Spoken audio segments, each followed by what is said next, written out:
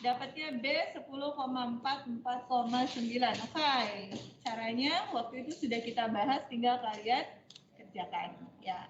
Yang ini gampang nih. Ini ya? A.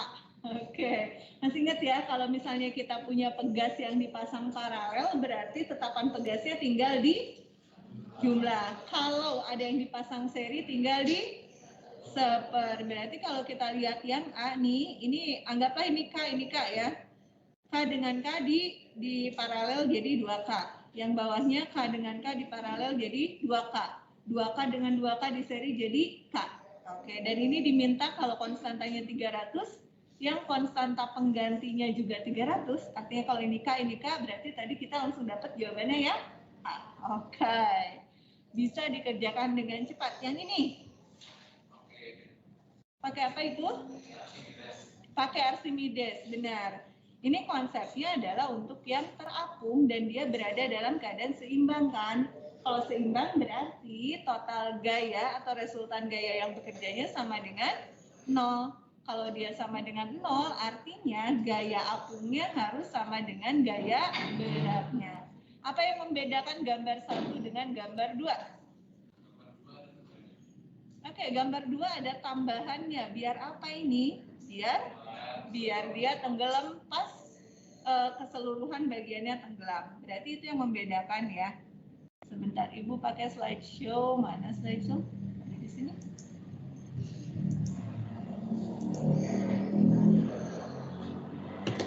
Oke, nah di sini ya. Jadi kalau misalnya nggak dikasih apa-apa nih, ya, kalau nggak dikasih apa-apa, dia muncul 20%. Berarti yang tenggelamnya berapa banyak? Ini 80% dari volume bendanya ya. Oke. Nah sekarang, ketika ini terjadi, karena bendanya nggak bergerak, maka gaya berat dari benda, W, itu besarnya akan sama dengan FA. Oke. Berarti kita bisa mulai dari FA sama dengan W. Apa itu FA? Gaya apung. Gaya apung bagaimana menentukan besarnya gaya apung? Rho. Oke, rho G V yang tercelup. Ini rho kali G kali V benda yang tercelup. Rho-nya rho siapa? Rho airnya. Kalau dia cairannya, cairan yang ada di dalamnya adalah air. Berarti ini adalah rho A G kali volume benda yang tercelup. Itu sama dengan W. W-nya adalah berat bendanya. Berat benda itu adalah M kali G. Masanya bisa kita ganti dengan Rho kali V. Hubungannya dari mana? Rho sama dengan massa per volume. Oke. Maka W itu M kali G, masanya kita ganti dengan Rho kali V, kemudian ini dikalikan G. Kalau yang ini yang kita bahas benda, berarti Rho-nya adalah Rho bendanya. Jadi yang di kiri dan di kanan Rho-nya beda ya. Ini Rho benda, V-nya ini adalah V benda total, karena keseluruhan dari bendanya di sini ada G. Oke. Kalau kalian hafal rumus yang udah jadinya nggak apa-apa, tapi kita bisa mulai dari konsepnya seperti ini ya. Apa yang bisa kita dapatkan? Ada berapa variabel yang nggak tahu? Tinggal rho B aja kan ya. Oke, rho A-nya kita pakai yang gram per centimeter kubik deh. Rho airnya 1. Volume benda tercelup berapa persen? 80%. Berarti ini 0,8 dari VB ya, V bendanya. Sama dengan rho B-nya kita nggak tahu, volume bendanya biarkanlah VB. Dicoret. Dapatlah rho bendanya sama dengan 0,8 gram per centimeter kubik. Ini dipakai buat apa? Buat kondisi yang kedua. Oke, masalahnya kondisi yang kedua sekarang kita punya dua benda. Ya, ada benda yang tadi W1, ini W. Oke, dan di sini dikasih tambahan. Berarti ini Ibu tuliskan aja jadi W2 ya. Nah, bendanya kan diem nih, sistemnya diem. Berarti ini kan dia ketahan sama gaya apung. Oke, yang membedakan dengan kondisi 1 tadi apa? Bendanya. Tadi cuma ada berapa benda? 1. Sekarang ada berapa benda? 2. Kondisinya sih sama, bahwa dia dalam keadaan seimbang, artinya gaya ke atas harus sama dengan gaya ke bawah. Oke, gaya ke atasnya FA sama dengan FA sama dengan, bentar.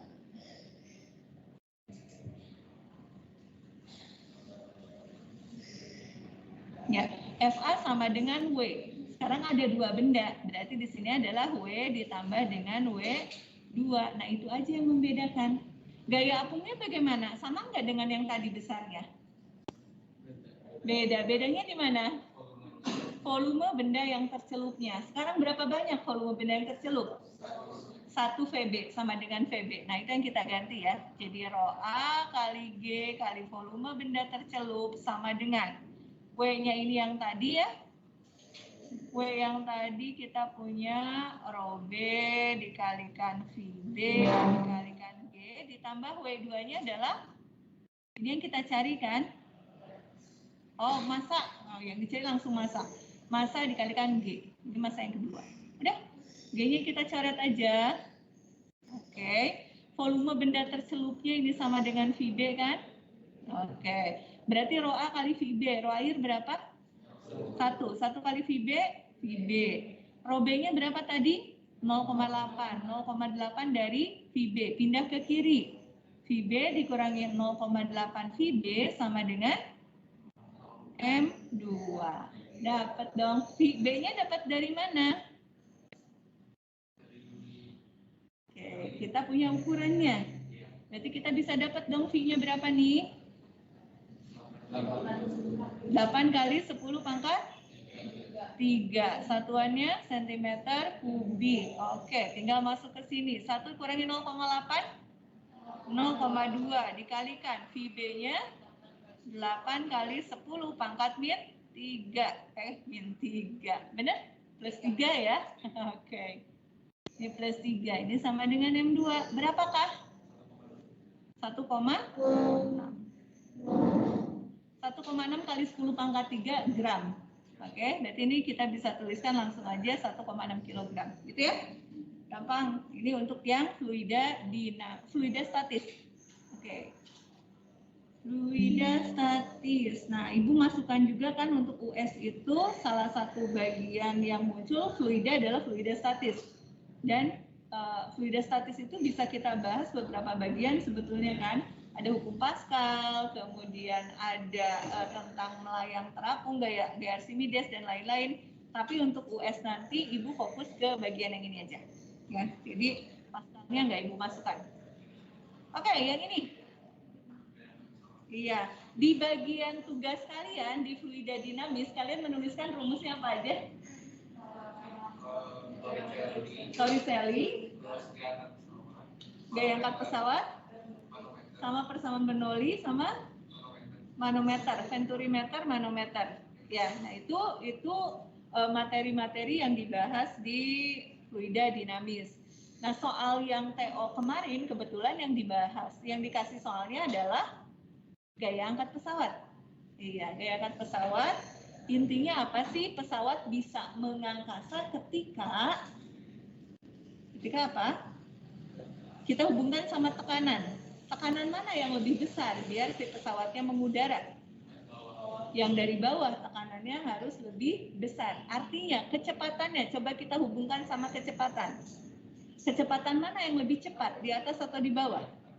Di atas lebih cepat ya. Jadi karena hubungan antara tekanan sama kecepatan dari Bernoulli itu dia berbanding terbalik.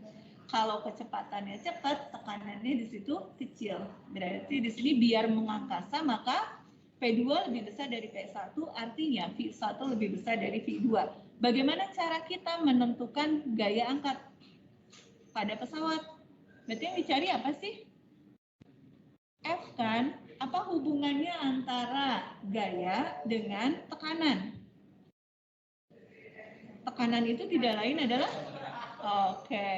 tekanan itu tidak lain adalah F dibagi dengan A. Berapa besar gaya yang bekerja per satuan luas? Berarti kalau kita mau menentukan gaya angkat pesawat, berarti ini adalah delta F, maka delta P dikalikan dengan A. Delta P-nya apa? yaitu perbedaan tekanan antara bagian bawah sama bagian atas pesawat. Itu bisa kalian dapat dari mana? Dari Bernoulli, ya. Coba, kalau misalnya kalian ingat persamaan Bernoulli itu apa sih?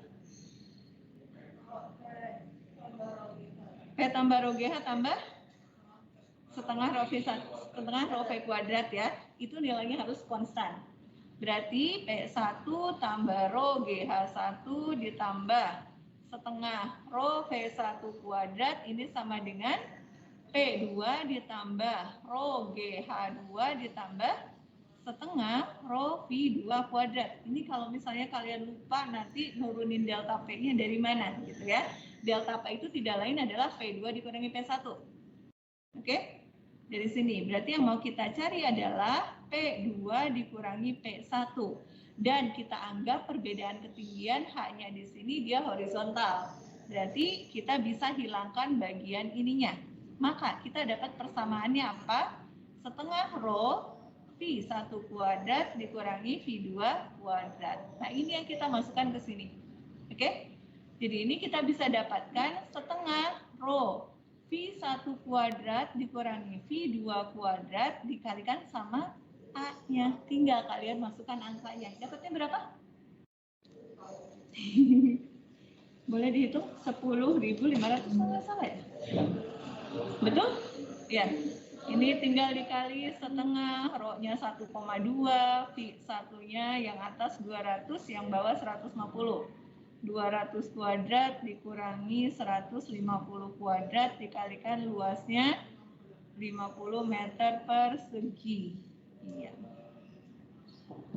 Dapatlah hasilnya yang oke, lanjut. Yang ini kalian punya bayangan soal yang seperti ini ya?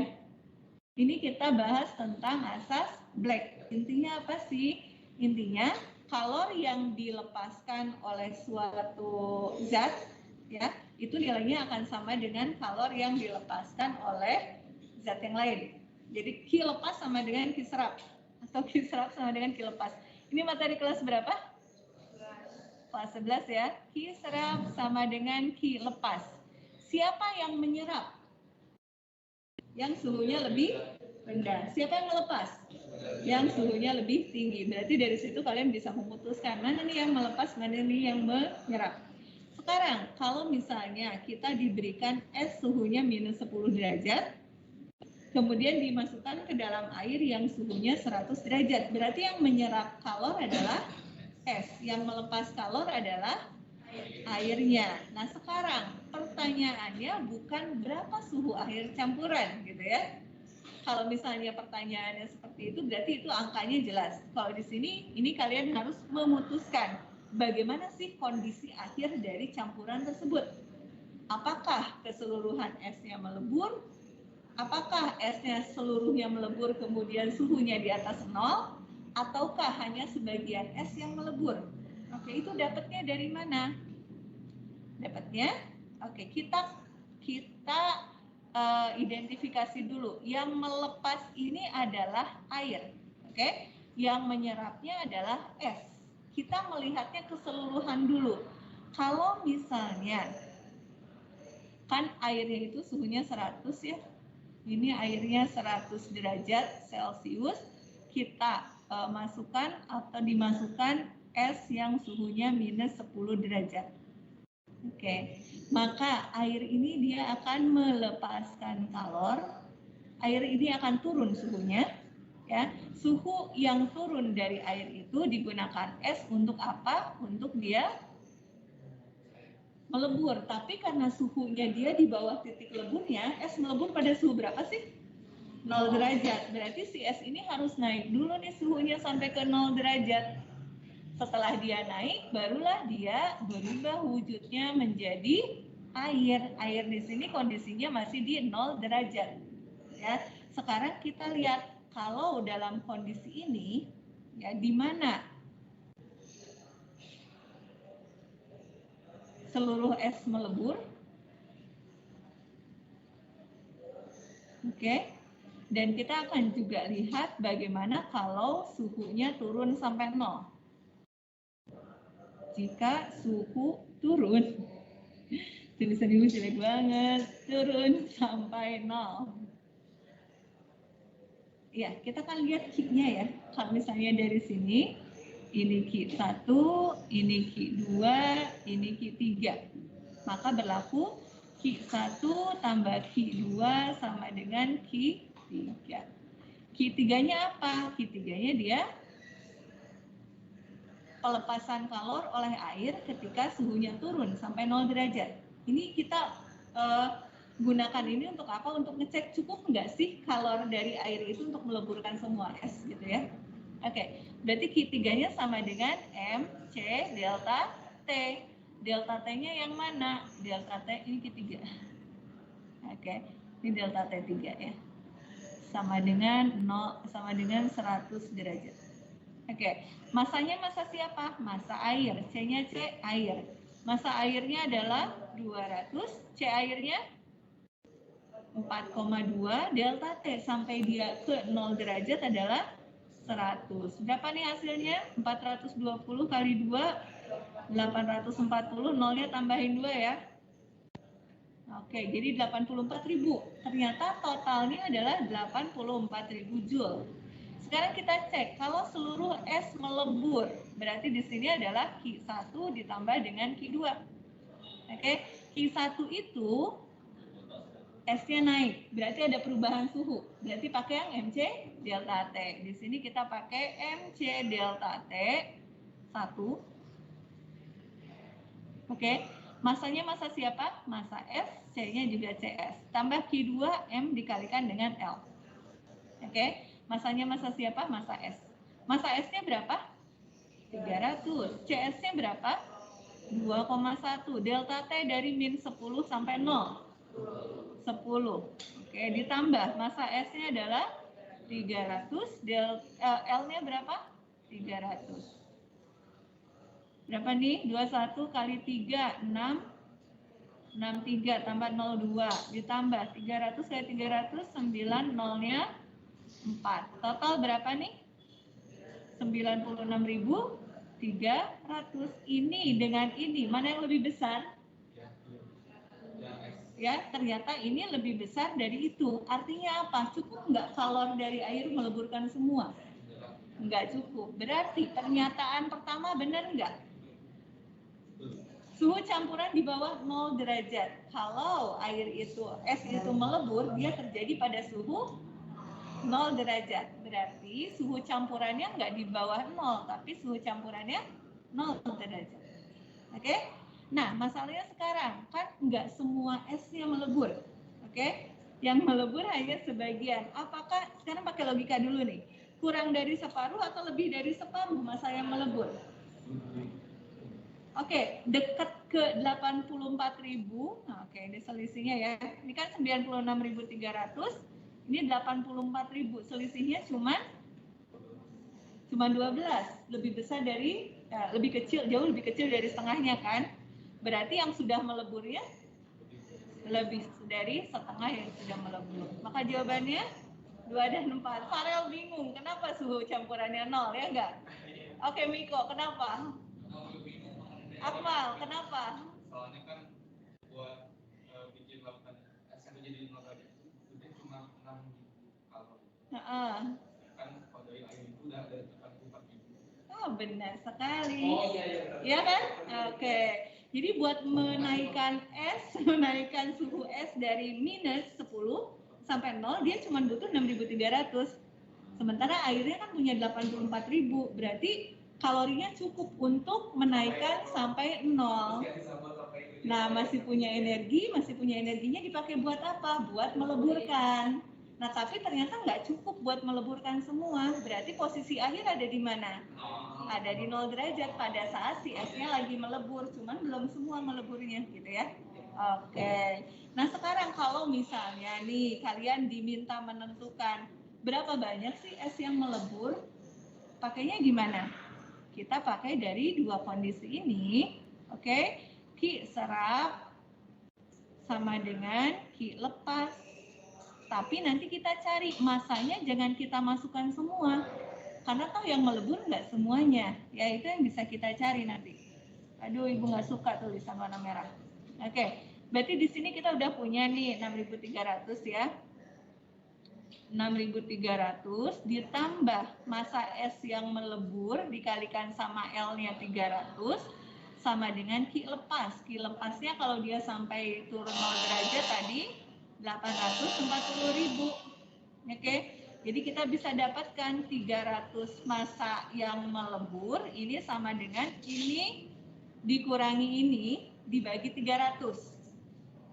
Ya, dapatnya ini bakalan lebih besar daripada tadi Ibu nyari sih sama anak 12 satu. Nah, dapatnya kira-kira massa yang meleburnya sekitar 259 gram. Artinya ini lebih besar dari setengah massa awal.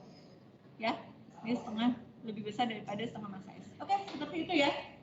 Nah, jadi kira-kira kalian nanti bisa pakai soal ini untuk kalian berlatih. Kalau misalnya masih ada yang nggak ngerti, kalian bisa tanyakan. Kita ketemu lagi hari Jumat masih bisa ketemu ya. Karena kalau nggak salah doa bersamanya setelah jam kelima. Ya, mulai jam kelima kalau nggak salah.